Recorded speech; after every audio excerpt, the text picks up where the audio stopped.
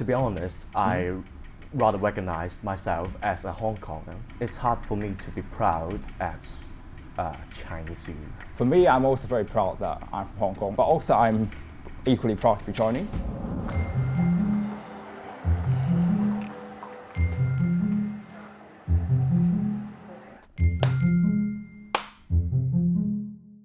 Hello, my name is KK and I'm 18. I'm studying social policy and administration in a local college. So we are Keybros. We both study law in London as final year students. We're around 20 years old. With my fellow friends, I organized a student organization called StudentsConnect to alert everyone to stand up for Hong Kong.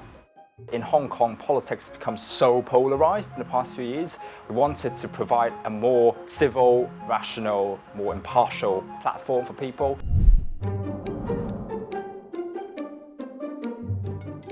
What we are seeing in 2019, the protest is a result of heavy repression from the Chinese government. Well, I feel like they are mostly misguided. And I think if they try to listen to people from more perspectives, it may not really change their mind, but at least gives them an alternative view.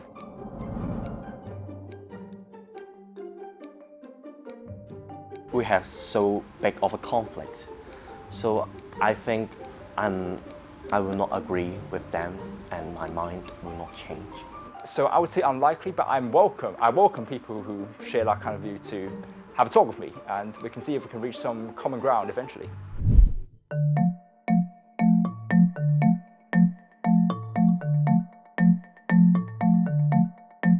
I will try to tell myself to stay calm, no matter what they say.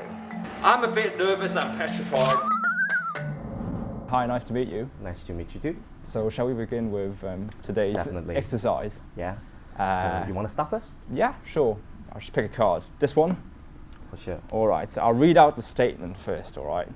So, I am proud of the image that Chinese youths have among the international community. To be honest, I rather recognize myself as a Hong Konger. Okay. So if you Fair ask enough. me, what do I think about the image of Chinese youth?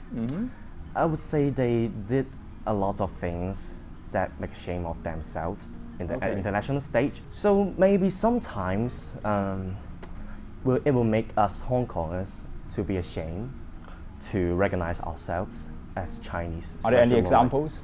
especially like litter or spit on the floor. I know that it is improving, but I would say it's hard for me to be proud as a Chinese youth. Okay, fair enough. For me, I'm also very proud that I'm from Hong Kong, but also I'm equally proud to be Chinese. And I feel like in the recent years, we can see there's an improvement in the education system. I feel like they are becoming more open-minded in general. And therefore, I would say that we shouldn't put like a blanket term to characterize all Chinese youth. There are some positives and some negative sides to it, and we should recognize both. Chinese youths do not understand human rights and freedom of expression. Do you want to start first? Yeah, sure. I feel like some of them, especially the trend overall, is they are getting more westernized as well. So they understand both Eastern values and Western values.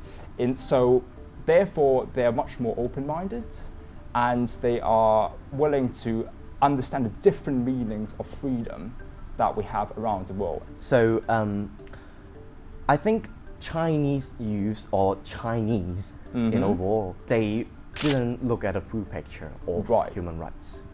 The Communist Party, CCP, is over everything. So what the CCP told them must be right and should be done. So under these circumstances, sometimes Chinese people will forgot the most important thing in human rights, such as the freedom to protest or the freedom of speech. Right. I feel like, from my experience, by talking to people from the mainland, they can actually criticize the government.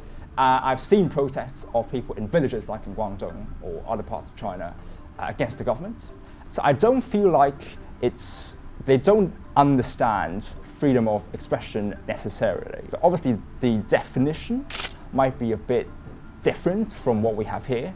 If a country really wants to make their citizens to have an open mind, they should not be censoring some information from the internet. Obviously, I'm against censorship as a whole. I agree with you on that. So yes, there is censorship. I will not deny that in China, definitely, fully agree with you. But equally, there is also a lot of censorship, for example, here or even in the West. Like, for example, in the US, just look at like Donald Trump, his Twitter was being removed. We never say that the Western country have done a really, really great job on not censoring anything on the internet. But we can't deny that the Chinese government's censorship on the internet is very vigorous. Okay, that's fine, I respect that. Shall we move on to another one? You want to have the next one? Cool. Okay, this is interesting. Chinese youths and Hong Kong youths will never find common ground.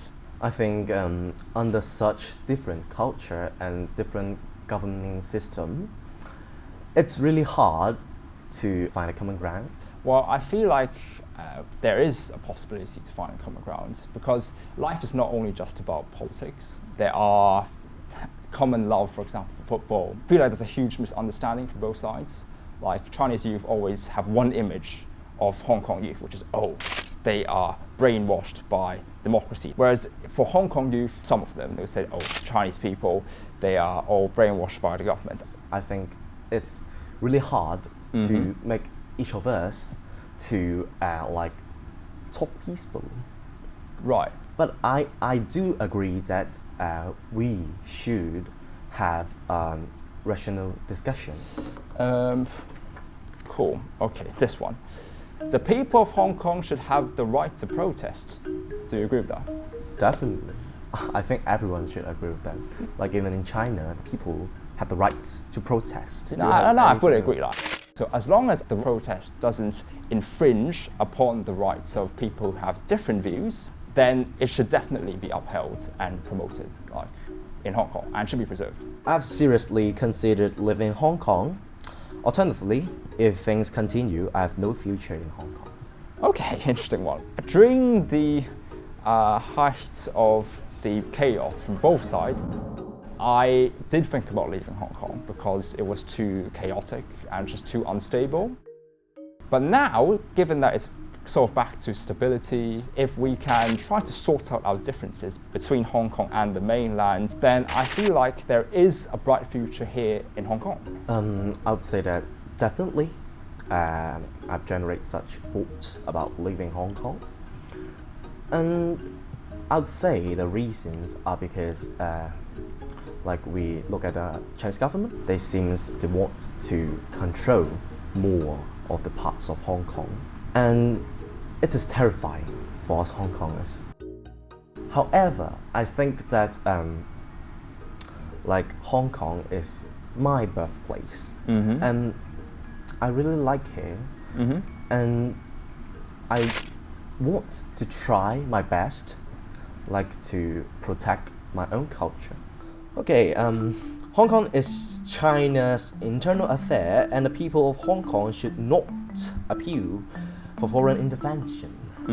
What's your view on that? Well, I think this is a matter of sovereignty, and first of all, in the Hong Kong Basic Law, Article 1, it says very clearly that Hong Kong is an inalienable part of China. So China shouldn't go and interfere into the internal affairs of other countries, like the US, UK, whatever. But equally, I do not think other foreign countries should intervene into the internal affairs of China. If the problem is made Right. by Chinese government, Right. should we just find Chinese government for help?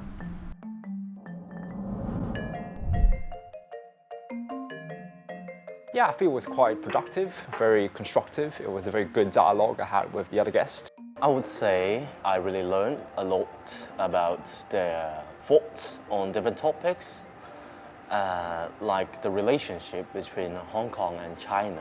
But like based on something like national identity, then we have a big gap between us.